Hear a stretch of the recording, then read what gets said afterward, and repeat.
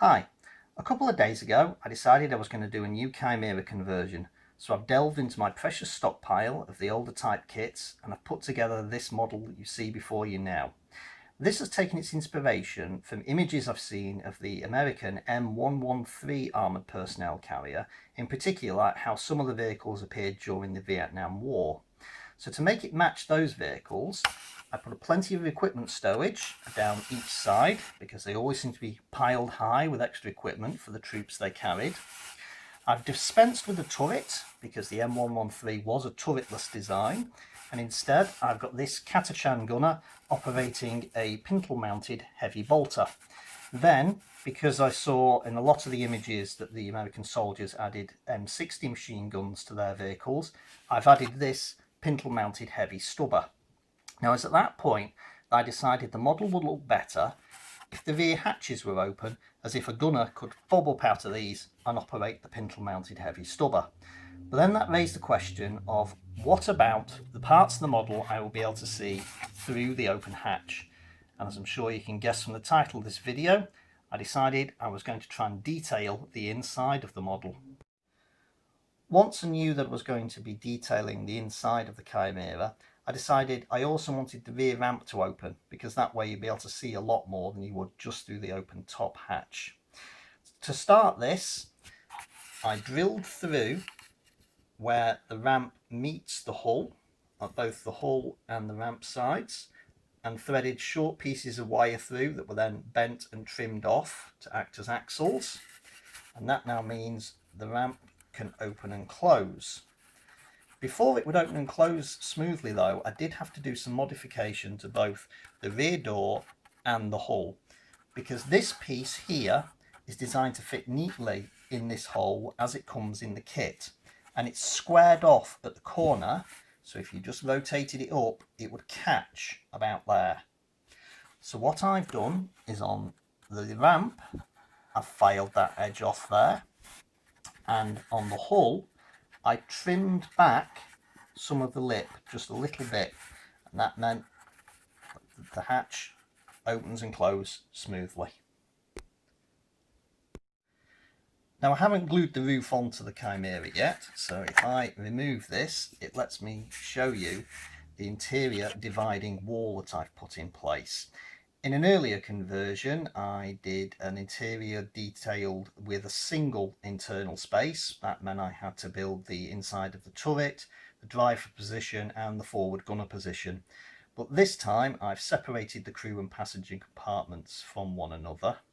And in a way this makes more sense because Chimeras can fight in hostile environments, and by having separate compartments for passengers and crew, it means you can open the rear hatch to let the passengers out without exposing the crew to the hazardous environment. Now, the position of this bulkhead is based on the positions of these side-mounted las guns. The piece that they are mounted into, this front part here, this position where they extend to, that is where that is located. So that's determined the size of the passenger compartment. Now I've put a doorway in there. That comes from a Rhino kit. I could easily have just cut a hole in a solid sheet of plastic card and then glued another piece of plastic card behind it as a hatch, but I happen to have the Rhino hatch to hand, so I thought I'd use that. Now the most important part of the passenger compartment is going to be the seating. And I had to have a think about how to fit seating for 12 people inside this space. And the conclusion I came to was I could only do it if I made them folding seats, so that they wouldn't obstruct things like the door. So here's a set of folding seats, 3 deployed and 2 folded. Now this one will fit along this wall here. I've got another one with 4 more seats on, again 3 deployed, 1 folded. That will go along the other wall there, and then I have one last one with 2 more seats which will go up here beside the hatch. Now of course that only comes to 11 seats. I did originally have a 6th seat on this set, and it was going to go all the way up to the wall and all the way down to this little tab here. But then I found out, of course, if I lifted the hatch shut, that would catch with it. So that means there's only seating in the back for 11 rather than the 12 this vehicle can carry.